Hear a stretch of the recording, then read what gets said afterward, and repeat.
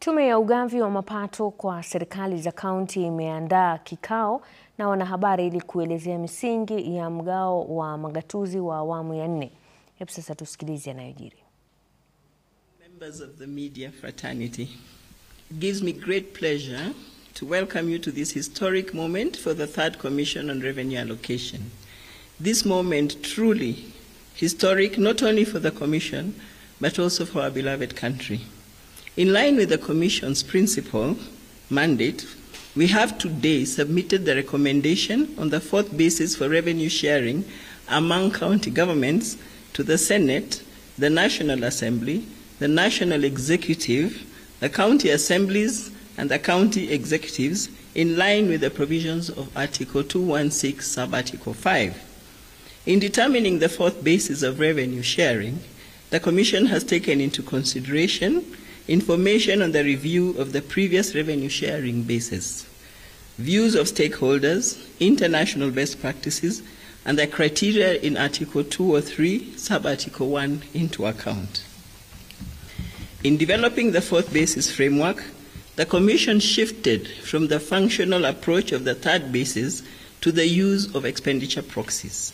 The shift was informed by actual expenditures of county governments, availability, credibility, and statistical soundness of data, and the need to ensure that the revenue sharing among county governments remains stable and predictable in the medium term.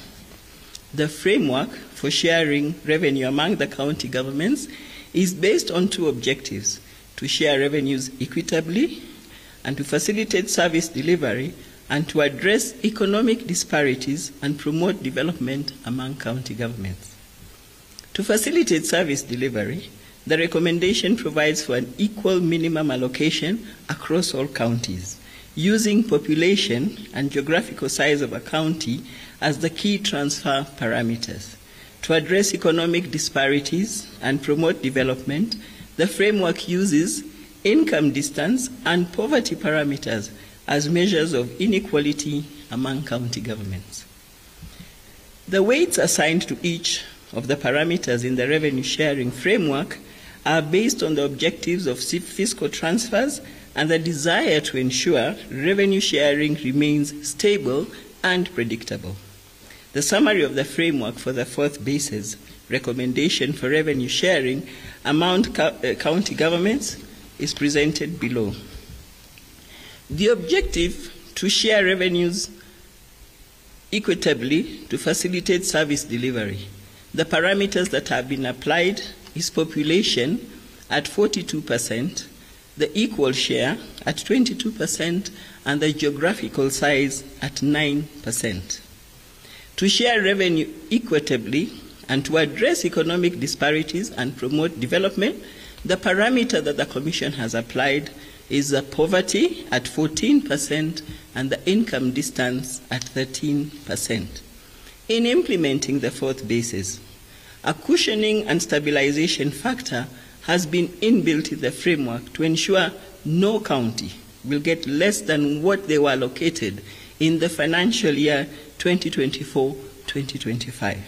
Stability in revenue sharing is important to ensure county governments and projects continue without disruption that may be occasioned by sudden budget cuts arising from change of the revenue sharing framework.